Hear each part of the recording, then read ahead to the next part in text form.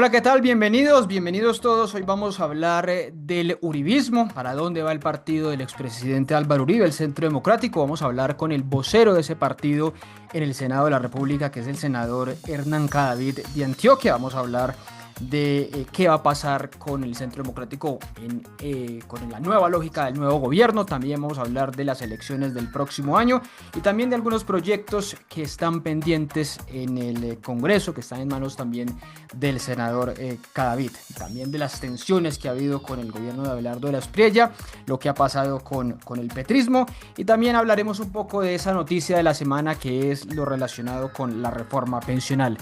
Bienvenido, senador Cadavid, bienvenido, ¿qué tal va todo? Ricardo, muchas gracias. Muchas gracias por permitirnos la oportunidad aquí de conversar en este espacio tuyo y estamos listos para hablar de todas estas cosas que acabas de mencionar. Así Listo, sí, es. ahí si se nos va colando más temas, pues vamos hablando. Quiero empezar hablando justamente de cómo está viendo usted al partido, al Centro Democrático, al uribismo. ¿Cómo está ese partido reacomodando sus fuerzas en el inicio del nuevo gobierno, que es otra derecha, por supuesto? Ricardo, yo creo que este partido siempre desde que nació a la vida jurídica le están pronosticando la extinción. Este año se acaba el uribismo, este otro año se acaba el Centro Democrático y ahí vamos, cada año como salvando el día, como uno diría.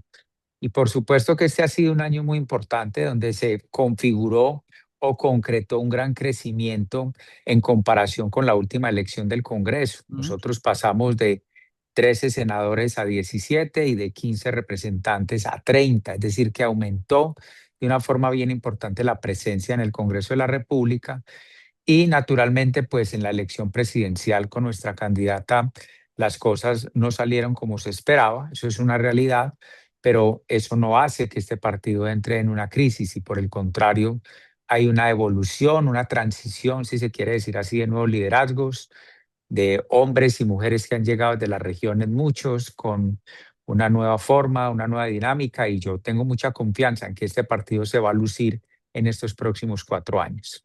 Y la posición, ustedes ya la cantaron, por decirlo así, de que van a ser un partido de gobierno, pero si se quiere ha habido algunos roces o algunos desacuerdos con el gobierno de Abelardo de la Espriella. ¿Cómo ve esa relación hoy de ustedes, la bancada de Congreso, con el gobierno? Ricardo, es claro, nosotros nos declaramos partido de gobierno, escuché esto a las 48 horas de la Ujú. elección Qué presidencial. rápido, sí. Es decir, aquí 47 congresistas no nos pusimos en una estrategia de dilación, a ver cómo nos llamaban a negociar, qué ministerio pedíamos, cómo nos volvíamos más costosos para hablar en términos de la política transaccional y Mm. común, sino que dijimos, aquí no hay nada que dudar. Aquí hay una elección donde gran parte de la base del uribismo ha acompañado la candidatura de Abelardo de la Espriella, inclusive antes de la segunda vuelta presidencial. Eso es innegable. Mm. Y vamos a respaldar este gobierno, pero, y ahí viene el pero, Sí. o sin embargo, pues nosotros tenemos una agenda legislativa propia. Nosotros no somos partido de gobierno para decir sí a todo, sino para tener también nuestras posturas sobre temas concretos de país y en ese caso, pues se presentó lo que los colombianos identificaron como un primer roce importante y fue la definición de la presidencia del Senado de Sí. la República. Pues naturalmente nosotros no podíamos ceder ese espacio. Nosotros no fuimos a decirle al gobierno de Abelardo que nombrara a esta u otra persona en un ministerio. Nosotros no nos metemos en los nombramientos del gobierno, pero sí debíamos hacer respetar una condición ganada en la elección del Congreso, que era obtener la presidencia del Senado de la República, lo que finalmente pasó. Pero más allá de los temas, de ese que era un cargo, por supuesto, dentro del Congreso, pues el más importante dentro del Congreso, ese tema y el tema de la salida del país del expresidente Petro, que creo que hay unos desacuerdos, más allá de eso, ¿usted identifica algunos otros desacuerdos con el gobierno de Abelardo de la Espriella? No sé, el presupuesto que acaba de presentar, algo más con lo que ustedes desde el Centro Democrático manifiesten reparos a la agenda del nuevo gobierno. Ricardo, eso es una muy buena pregunta porque realmente esos son los temas que van a demostrar cuál es nuestra condición, Bien. que si Petro salió o no salió, que además tengo que decirlo. ¿A dónde está Petro hoy? Armando el pacto histórico. Mm. Las personas que aconsejan y agitan las redes sociales y el Centro Democrático es petruribista y ayudó a volar a Petro. Pónganse a confiarse. y a pensar que los rivales somos nosotros y no la reconfiguración que está surtiendo el pacto histórico ciudad por ciudad, región por región, y van a ver que se llevan sorpresas. Nosotros tenemos un curso en petrismo en lo que fueron estos últimos 4 años, sabemos cómo operan, cómo se reconfiguran, los hemos enfrentado. Pero para contestar lo que usted nos dice, Sí. pues claramente va a ser la agenda legislativa lo que trace la identidad que tengamos o no. Y cuando vengan con las propuestas más las que nosotros traemos, pues quedará demostrado cuál es nuestra condición de partido de gobierno, que estamos listos no a decir a todos sí, pero sí a mejorar los textos que ellos traigan en el propósito fundamental. Y cuando haya que decir que no, Ricardo, Mm. seguramente también vamos a dar razones de por qué no estamos de acuerdo con un tema. Así que eso va a ser el Congreso. Usted mencionaba ahorita una palabra, senador, que es transición, la transición que están dando dentro del Centro Democrático.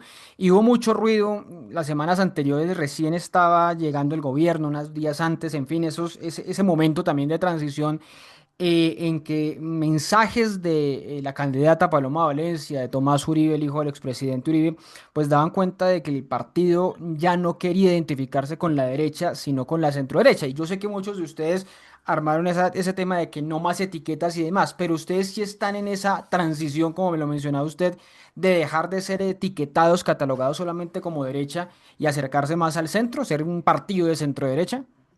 No, Ricardo, aquí no ha habido modificación ni de principios ni de reorientación de la brújula doctrinaria del Centro Democrático. Aquí no hay una reformulación de estatutos. No hay una nueva redacción de los propósitos que tenemos nosotros como partido y de lo que hemos defendido siempre. Este partido ha tenido la capacidad de abrirle la discusión a personas tipo María Fernanda Cabal o tipo Ever Bustamante o Iván Duque, por decirlo de alguna manera. Este Sí. partido ha dado discusiones internas muy grandes, como cuando había que fijar una postura para el plebiscito con el sí o el no. Aquí había una gran corriente que decía, no, pues ¿cómo vamos a votar? No, eso es validar el plebiscito, abstengámonos, todo lo demás. Y hubo otra corriente que dijo, hay que votar no, hay que confrontar, hay que ir a la calle, hay que... O sea que este partido desde el 2013, que existe en la vía jurídica a la fecha, ha abierto la discusión para que haya digamos, debates doctrinarios, si se quiere decir así, o de planteamiento, pero aquí no hay un recálculo de la brújula doctrinaria, como lo acabo de mencionar. Mm. Defendemos unos principios claros, claves, y eso es lo que hemos hecho siempre. Que se abrió una gran discusión, en mi opinión, hasta innecesaria, en la mía, pero se abrió. Y hubo unos sectores que efectivamente en una circunstancia muy delicada aprovecharon a decir, ah, esta gente ya es de izquierda, esta gente ya es petrista, esto es petruribismo, vayan y votan por. Y también entendemos, digamos, reconociendo los errores de planteamiento, de dónde viene y cómo estructuran toda esa corriente de destrucción contra nosotros, pues porque tontos no somos y sabemos de dónde está llegando como toda esa idea de desnaturalizar lo que hemos representado durante todos estos años. Pero usted cree, quedándome con eso último que dice que ahí puede haber un intento de los partidarios más radicales del nuevo gobierno o sí, de quien ganó, de debilitarlos a ustedes para fortalecer la otra derecha, la que está surgiendo, Salvación Ah, Nacional, es Defensores de la evidente. Patria. ¿Cómo ve ese propósito de destruir al Centro Democrático de parte de No, ellos? es evidente, Ricardo, nosotros lo venimos sintiendo no ahorita cuando hay gobierno, desde la campaña al Congreso de Claro. la República, nos sacaban cualquier cantidad de narrativas, que éramos los dinosaurios, que ya estamos acabados, que nos representamos, porque es claro que ellos asumen que desde el desmoronamiento de nosotros, pues cosechan la base para ellos construir sus nuevos partidos. Eso es una realidad y hemos entendido que esa es la estructura de lo que quieren hacer. Nosotros volvemos a decir lo mismo que siempre hemos asumido desde el 2013, Ricardo. El próximo año se acaba el Centro Democrático Mm. y nosotros simplemente decimos, trabajemos, aquí no hay nada más que hacer, pero claro que es evidente que hay sectores que quieren hacerle mucho daño al Centro Democrático y que han establecido una narrativa de desprestigio en las redes sociales permanentemente. Una de ellas, esa que le cuento, Mm. el famoso, el Centro Democrático dejó volar a Petro. Vuelvo y les digo, miren dónde está. Síganse confundiendo de rival y pensando que somos nosotros, mientras Petro, expresidente, empieza a reconfigurar todas sus fuerzas políticas para el 27. Pero ¿usted no cree que hoy la rivalidad está más difícil para ustedes? Porque ya va a haber un partido, otro partido de derecha, o si se quiere dos con Salvación Nacional y Defensores de la Patria, para el otro año, para las elecciones regionales. ¿No creen que ya la competencia está más dura en ese sector político?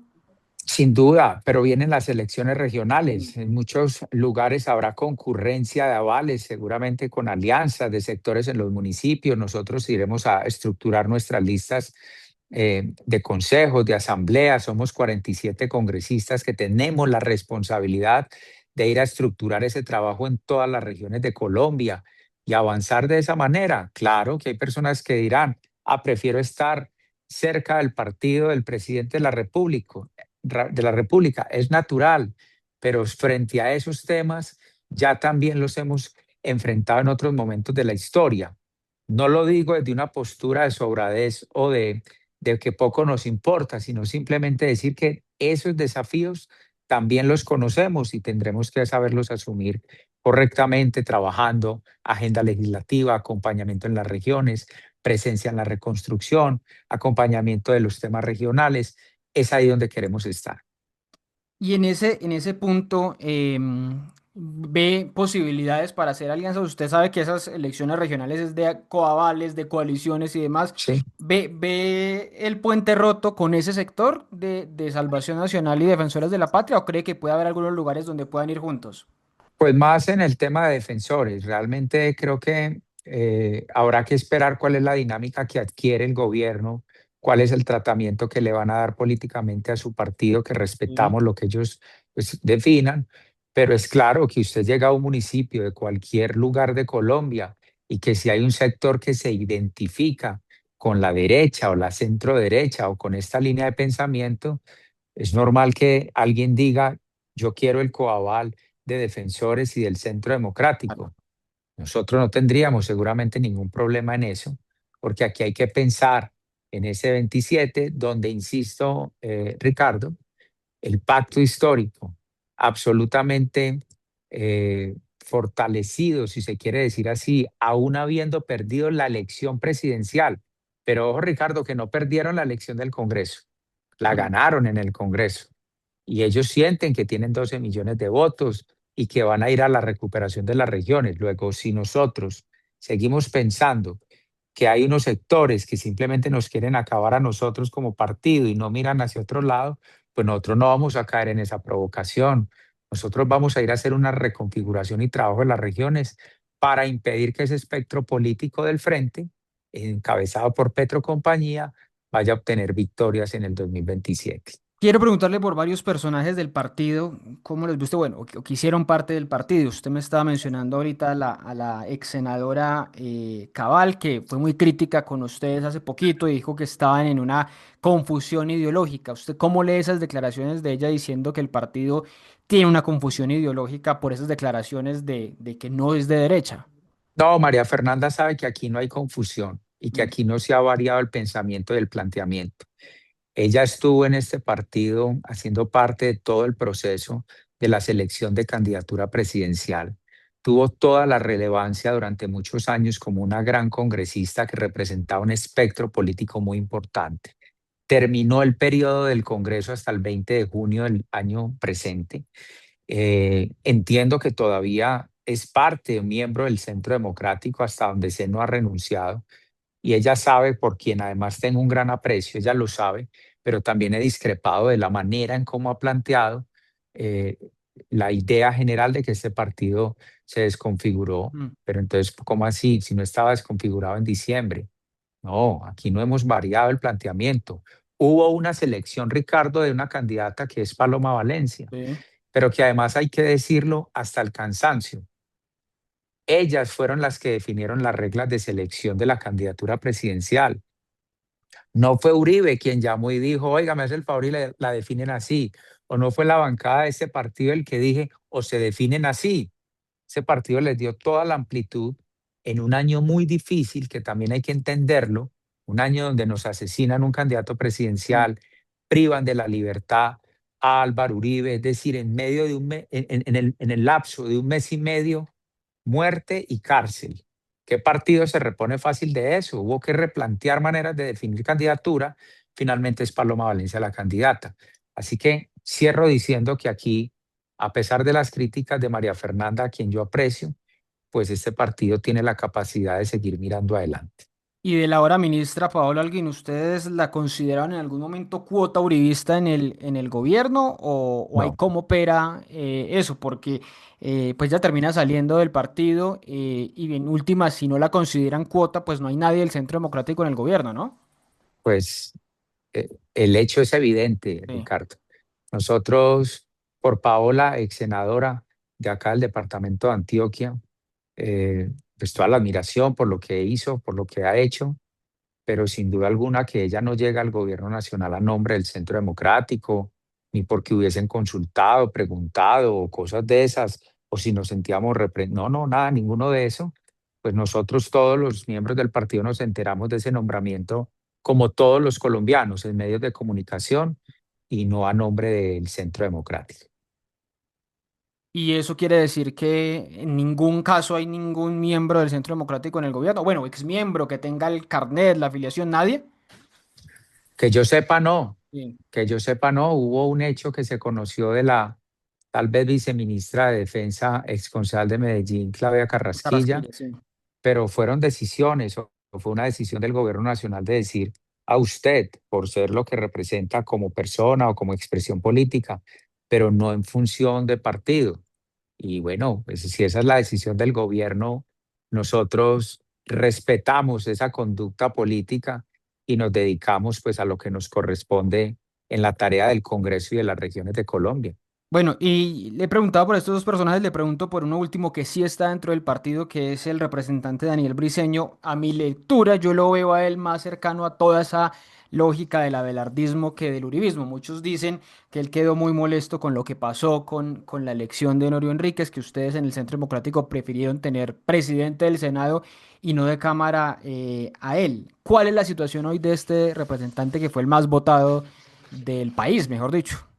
No, Daniel es un hombre muy talentoso. Yo creo que cuesta en ocasiones entender esta dinámica de las bancadas del Congreso. Mm. Es cierto que este partido tomó una decisión política legítima y es que entre la presidencia del Senado y de la Cámara, el partido dijo, priorizo la del Claro. Senado, pero no porque fuera Daniel o porque fuera otro nombre, sino que es natural que cualquier partido entre Senado y Cámara diga, yo prefiero obtener la presidencia del Senado y creo que eso está bien, pero este partido, digamos que le contribuye a Daniel, Daniel le contribuye al partido y seguramente en estos próximos días habrá una mayor adaptación de lo que será el ejercicio de ser banca de gobierno y pues Pero yo creo que lo ve eso alejado del partido, de la dirección. no, yo creo que Daniel tiene unas posturas que se respetan, que se discuten en las reuniones de la bancada y que cada vez irá entendiendo más cómo es este funcionamiento que no es sencillo y que lo importante es que al final del día, cuando expresa su votación y sus posturas, pues seamos un solo bloque de trabajo, que es lo único que a este partido le ha caracterizado, con excepciones naturalmente, pero la disciplina dentro del Congreso es el valor adicional del Centro Democrático y seguramente Daniel así lo hará. Bueno, senador, ya estamos cumpliendo 3 semanas del gobierno. ¿Qué sensación le está dejando el gobierno de la Espriella? Por supuesto, marcado mucho por esa tragedia que ocurrió en el occidente del país, el terremoto. ¿Cómo ha visto el gobierno con esa respuesta, pero en general los anuncios y las acciones de estas primeras semanas? Ricardo, es así, van 20 días aproximadamente, que es un tiempo realmente corto, donde ni siquiera han logrado hacer pues el desarrollo de nombramientos en menos de un Sí. mes, eh, pero tiene unos retos que no dan espera. Yo creo que ha sido una materia bien manejada, lo que tiene que ver con la crisis mayor que es el terremoto. Ha habido presencia, coordinación, confianza del sector privado generada por el gobierno para hacer esos aportes, esa contribución, tiempo récord. Eso me parece que ha estado bien manejado. Segundo, yo creo que han empezado a desarrollar, excepto los hechos individualmente conversados del roce del Congreso, la presidencia y Mm. eso, creo que han empezado a desarrollar conversación institucional desde los ministerios con los partidos. Eso nos parece que está bien. Lo hemos visto en conversación con el Partido Conservador. Estos próximos días empiezan las conversaciones institucionales de mesa completa de la bancada con nosotros. Y eso habla bien, digamos, entender cuál es la prioridad de la agenda legislativa, desarrolla y comporta un buen rasgo para lo que viene en estos próximos años. Y tercero, pues sin duda alguna que yo creo que el mayor mensaje es el de confianza en unos sectores estratégicos que estábamos esperando a personas que conocieran del tema, que tomaran decisiones técnicas, que supieran abordar los temas como en la cartera de salud o en la cartera de defensa o en la cartera de ambiente, que ya empieza a destrabar trámites fundamentales como por ejemplo para Bogotá en la autopista norte. Esos son hechos que el país estábamos esperando y ese es digamos, el deseo, que esto salga bien. Usted me menciona unos sectores que son, por supuesto, muy del motor, de las locomotoras económicas del país, pero hay otra preocupación que es la del sector social y particularmente varios anuncios que ha hecho el gobierno. Bueno, lo hizo incluso mientras estaba conformando el gabinete de ese tema de la tal llamada, de la tal batalla cultural. Y se alerta mucho de que la agenda del gobierno vaya a ser antiderechos, contra los derechos de las minorías, LGBTI, mujeres, lo que tiene que ver con ese anuncio de erradicar el nombre de las niñas o no mencionar a las niñas en bienestar familiar, etcétera, etcétera. Bueno, y la presencia de la religión tan marcada en el gobierno de Abelardo de la Espriella. ¿Usted cómo ve esa batalla cultural? ¿Está de acuerdo con esa batalla que plantea el gobierno? Ricardo, yo creo que aquí hay que buscar equilibrios. Aquí es claro que ha habido una utilización de ciertos sectores en la composición ideológica de izquierda en los últimos años, una introducción de conceptos absolutamente innecesarios, complejos. Recuerde todo ese desafío innecesario de la agitación del M-19, ondeando la bandera frente al Palacio de Justicia, con lo que eso implica, que si la sotana del cura, que si el sombrero de Pizarro, sobre un grupo que si bien pasó a la vida civil y legal, pues Mm. también es cierto que dejó víctimas y esos desarrollos, digamos, afectan mucho. ¿Yo qué creo y cuál debería ser la postura, la verdadera discusión más allá de lo que diga uno o diga otro? Aquí hay unos mínimos establecidos de un desarrollo jurisprudencial sobre temas sobre los que ya no debe haber mayor discusión. La Corte Constitucional aquí en Colombia ha decidido temas fundamentales sobre los que los colombianos podemos o no estar de acuerdo, compartir unos o no tanto otros, pero ahí ya hay una protección constitucional sobre la que yo especialmente, individualmente, considero que no hay que recabar más. Eso es un tema. El otro es que si por alguna razón se planteara una agenda de reversar ese tipo de decisiones constitucionales, sabiendo uno cuál va a ser el resultado por más que se logren en el Congreso de la República, que tendrán el rechazo de la Corte Constitucional, yo creo que al país no se puede desgastar en eso, Pero no se es decir, tiene que desgastar ¿usted en cree eso. que el Centro Democrático no, pues usted lo plantea como usted, pero catapultándolo al partido, ¿usted cree que el Centro Democrático no le jalaría, por ejemplo, esos proyectos que plantean la prohibición total del aborto o esos algunos que plantean revisar a través de un referendo la adopción igualitaria?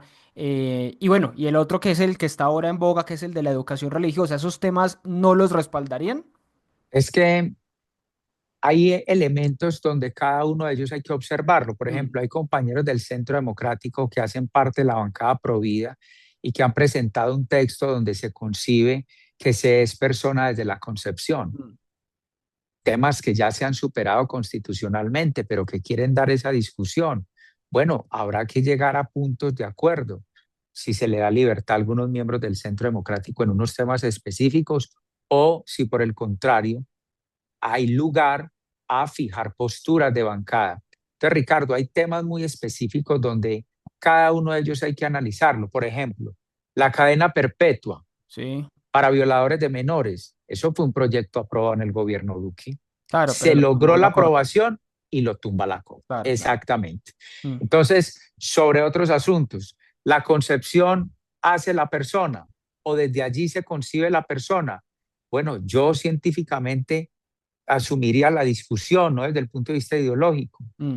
Otros compañeros como son firmantes o coautores de ese proyecto dicen, por mi convicción religiosa, Bueno, la persona se es desde la concepción. Ahí habrá que ver cómo pero si le encontramos ese entiendo bien, equilibrio. ¿usted particularmente cree que esos son temas ya superados constitucionalmente que no Yo deberían volver a abrirse? creo que hay una gran cantidad de temas de esos que ya están superados. Por Mm, ejemplo, yo discrepo, pero profundamente, de la posibilidad de la segunda decisión tomada por la Corte Constitucional del aborto en la semana 24, sí, 24, 25, sí. 24. Me parece que ahí ya hay una formación de vida y me parece que no debieron haberse extendido hasta allá. Estoy de acuerdo con las causales que han existido desde el año 2006, tal vez, de la Mm, 355. Estoy de acuerdo con las causales, con el tiempo.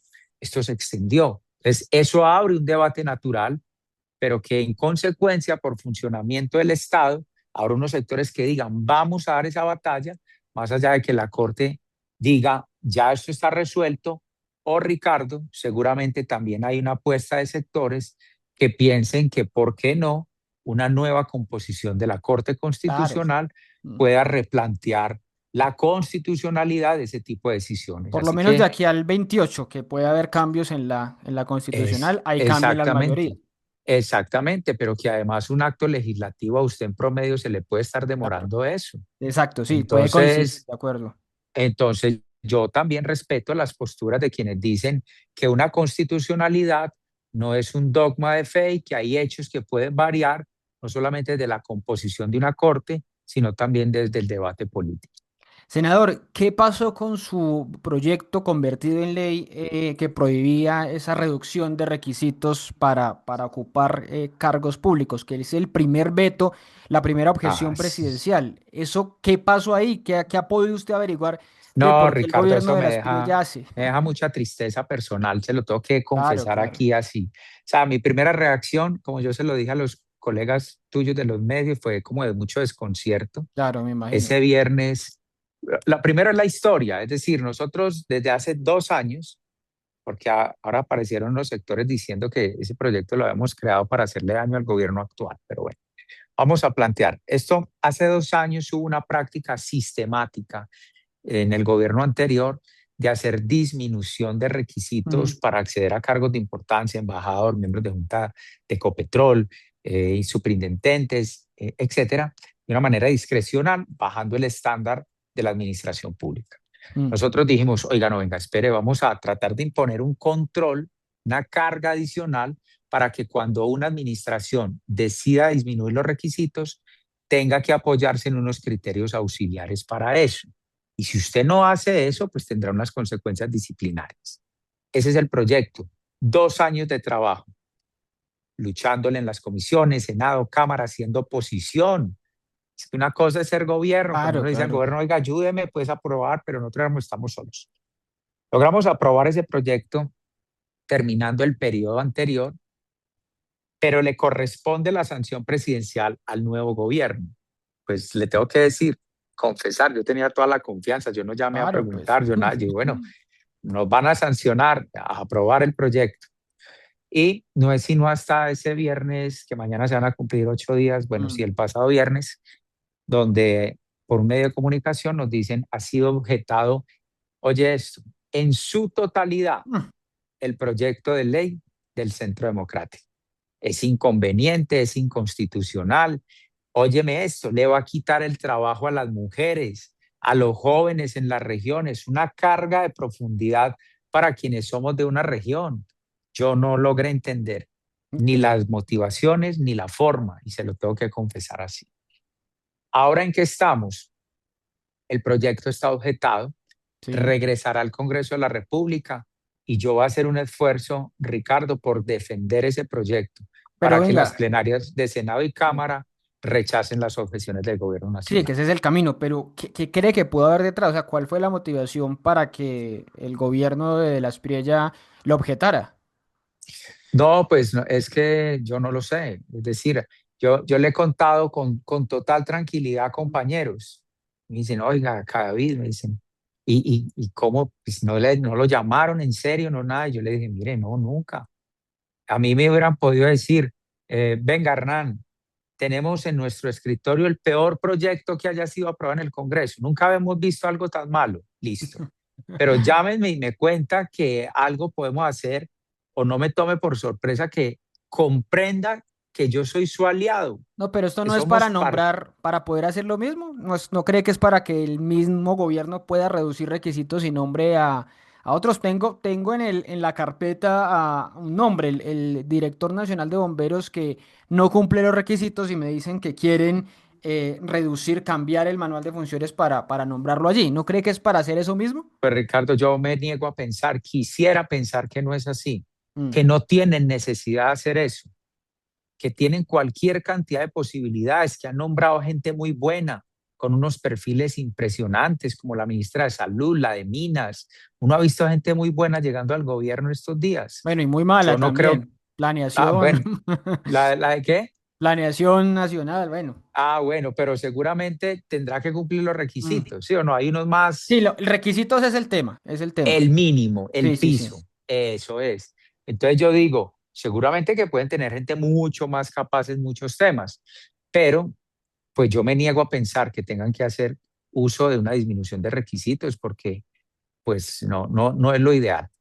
Bueno, vamos a ver qué pasa. Y me quedo con dos preguntas finales. Uno de los temas que le estaba mencionando al inicio que está sobre la mesa y veo que el expresidente Uribe está muy activo, que creo que es un tema de su corazón también, que es el de la reforma pensional. Pues él, cuando estuvo en el Congreso, promovió la ley 100 que creó el sistema que hoy está llegando a su fin con esta reforma. ¿Cómo ve esa posibilidad de que ustedes presenten desde el uribismo y pues desde los sectores de gobierno una contrarreforma a esta pensional que ya va a ser ley? Yo creo que hay que hacerlo, lo hemos anunciado, vamos a trabajar en un texto serio que rebata muchas de las inconsistencias que ha dejado la reforma del gobierno anterior. Hay una creación de subreglas. Mire, los regímenes exceptuados, esas diferencias de preferencia Mm. por sectores vienen cada vez siendo eliminadas, revaluadas a lo largo de los últimos años, porque eso ha creado una gran inviabilidad fiscal. Y este gobierno crea unas subreglas como que, por ejemplo, si usted es indígena o es etnia, se pensiona diferente. Eso Así es. rompe el principio de igualdad.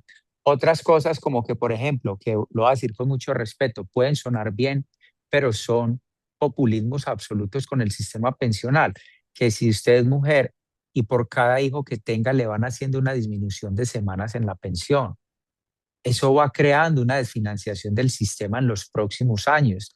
Y entonces discutir la pensional no es sencillo porque uno siempre lo tiene que hablar en sentido de proyección de próximas generaciones. No, eso está muy lejos, eso no nos toca, dicen unos, pero nosotros que tenemos que proteger la Pero integridad y ese sostenibilidad del tema de las sistema. mujeres no es hacer justicia con las mujeres que son cuidadoras y tienen otras menos Ricardo, posibilidades de tener trabajo y mejores salarios. eso suena muy bien Mm. políticamente, pero los sistemas para equilibrarse en el mundo inclusive han empezado a optar por la igualdad de edades para la La pensión en el pensión, sí. acceso a las mujeres. Colombia mantiene una regla diferencial que nos parece También. importante. Los hombres se pensionan a los 62, las mujeres a los 57. Ahí nos parece que hay una garantía. Entonces, esas subreglas que van creando, digamos, ese desequilibrio fiscal, suena bien, pero si se profundizan, revientan el sistema. Pero Uribe, por ejemplo, ha planteado hasta acabar con pensiones. Dice que no se necesita con pensiones, que solo estén los privados. Eso no es ya tensar mucho la cuerda hacia la privatización. Él tiene una tesis que yo se la he entendido un tanto diferente Mm, y habrá que ver finalmente el texto que vayamos a arrojar, sí. porque hay que sacar un buen producto. Y es que la estructura de Colpensiones se empieza a hacer cada vez más pesada para el Estado colombiano y que inclusive el régimen de prima media podría seguir siendo administrado por una cuenta especial del Ministerio de Hacienda. Son Mm. propuestas. Finalmente llegaremos a un texto en el que empecemos a corregir muchos de los elementos. Y también es cierto, y aprovecho el tema para decir que cuando uno dice que no está de acuerdo con el pilar solidario, entonces le dicen a uno, pues entonces usted no está de acuerdo con la protección al adulto mayor. No, sí estamos de acuerdo. Es más, creemos que hay que profundizar en el monto y en edades la protección adulto mayor. Sin embargo, el cuestionamiento que siempre hemos hecho es que la fuente para la protección al adulto mayor no puede provenir del ahorro pensional de los colombianos, sino de una fuente directa del presupuesto general de la nación, que está alrededor, según el concepto del Comité Autónomo de la Regla Fiscal, de 7 billones de pesos al año. Pero lo que dice el gobierno es, lo que decía el gobierno Petro era que con la pensional se dejaban de subsidiar megapensiones y justamente ahí se liberaba plata del presupuesto general de la nación para financiar ese pilar solidario. ¿Esa no era También es una idea cierto que loable? tenía un concepto de corrección, sí. Mm, Digamos, nosotros partimos de la idea de decir que no todo el contenido de la ok. reforma es lesivo, pero que muchos de los elementos incorporados en otros hace justicia, eso nos parece bien, Mm. pero muchos de los otros elementos sí habrá que corregirlos. Y mi pregunta final tiene que ver con el expresidente Uribe, senador. Usted ha sido muy cercano a él, pues trabajó en su tele en algún momento y quisiera preguntarle cómo ve esa nueva etapa judicial que está por abrírsele al expresidente Uribe. La próxima semana está citada una indagatoria. Vamos a ver si se cumple o no. Está ese limbo de si va el caso a la comisión de acusación y demás por lo que tiene que ver con las masacres de Laro y La Granja cuando él era gobernador de Antioquia. ¿Usted cómo lee ese proceso judicial que viene ahora posiblemente hacia Uribe? Sí, digamos que he tenido la oportunidad de conocer lo que han hecho con ese proceso desde hace 30 años y es absolutamente inverosímil. Primero, en el año 2016-17, cuando toda esta confrontación del sí, el no, el acuerdo de Mm, paz, Leonidas Bustos, Monte Alegre, la Corte declara crimen de lesa humanidad una serie de hechos, no sí. uno solo. Entonces coge Laro, La Granja, Jesús María Valle, Macri San Roque e incorporan todo como en una sola unidad procesal. Es decir, como de aquí no te zafas, porque si yo demuestro que yo no tuve nada que ver con el Aro, pues entonces dicen, ah, no, pero sí, sigue La Granja y sigue todo esto y todo. Mm, Entonces, primero hay una argucia jurídica como para estrechar y asfixiar jurídicamente. Primero eso. Dos, hacer un llamamiento a indagatorias, inversión libre, previa, un caso de hace 30 años, y hacer un llamamiento a indagatoria faltando 3 días para la elección presidencial, claramente demuestra un comportamiento político por parte de la Fiscalía General de la Nación. Y tercero, cuando uno ya va al fondo de cada uno de los hechos, pues seguramente él va a tener que explicar todo lo que lleva mm. explicando 30 años, en este caso ante una nueva fiscal, pues temas que dejarían un precedente nefasto, por ejemplo, la masacre del Aro. Entonces, cuando uno entra al detalle y dice, no, es que la investigación es de comisión por omisión. Esto es, porque cuando usted era gobernador en el año 97, hubo una masacre en un municipio de Antioquia y usted no hizo nada. Mm. Ricardo, tendrían que estar en la cárcel todos los gobernadores y alcaldes de Pero, Colombia. pero ahí se habló adicionalmente, ya que usted habla del Aro, que había un helicóptero de la gobernación de Antioquia y que ese Sí, helicóptero claro. daba instrucciones, desde ese Sí, helicóptero se daban claro. instrucciones a los paramilitares para No, no solamente eso, la matar a la versión población. inverosímil decía además que el helicóptero de la gobernación, que Mm. es el mismo que hoy opera, misma matrícula, misma ¿Ah, sí? bitácora, todo, sí, claro, no era como un helicóptero X, sino que el helicóptero de la gobernación de Antioquia, que es el mismo desde aquellos años, y que Álvaro Uribe se asomaba desde la puerta del helicóptero a mirar abajo cómo era la masacre. O sea, de ese nivel han sido las versiones que han salido en este tipo de casos, tema que ha quedado absolutamente desmentido, por ejemplo, con la bitácora del helicóptero, con las versiones de los pilotos de los Mm. helicópteros, de la gobernación de Antioquia, y pues evidentemente entonces, pero la acusación es, dice, no, usted no hizo nada, usted dejó matar a la gente. El presidente de la época era Ernesto Samper, el ministro de la Defensa tal vez era, en paz descanse, el doctor Gilberto Echeverry, y esa tesis, Ricardo, como se lo acabo de mencionar, si la responsabilidad de lo que sucedía en una región de Colombia, con un año de 800 masacres por año, en el pico más alto de la violencia, fuera de los gobernadores o alcaldes, porque no hicieron lo que podían hacer, imagínense lo que hoy estuviera pasando. Pero hay un dicho que dice que cuando el río suena es porque piedras lleva. Hay mucho ruido alrededor del expresidente Uribe siempre por su relación con paramilitares, la condena a su hermano Santiago por los 12 apóstoles. Ahí no hay ya una sospecha muy grande de esos vínculos con el expresidente Uribe, una verdad que no se ha conocido. No, Ricardo, pues ha estado sometido a todos los juicios Mm, posibles. Inclusive el proceso por soborno y fraude procesal lo Sí. terminaron convirtiendo en una especie de juicio por paramilitarismo y Mm, el mayor acusador del expresidente Uribe, que es Iván Cepeda, ya en el contexto de un juicio penal, cuando le preguntaron directamente, bajo la grave de juramento y a los ojos de todo Colombia, si le constaba alguna relación paramilitar de Álvaro Uribe, terminó diciendo, no me consta. El mm, país lo vio. Y finalmente, el único testigo estrella del vínculo paramilitar de Álvaro Uribe, comillas, fue Juan Guillermo Monsalve, que todo el país lo conoció, que tenía 8 años de edad cuando decía ver a Álvaro Uribe llegar a fincas a conformar grupos paramilitares, porque nunca ninguno de los jefes paramilitares que inclusive Uribe extraditó ha señalado un vínculo directo a Álvaro Uribe en la conformación de eso.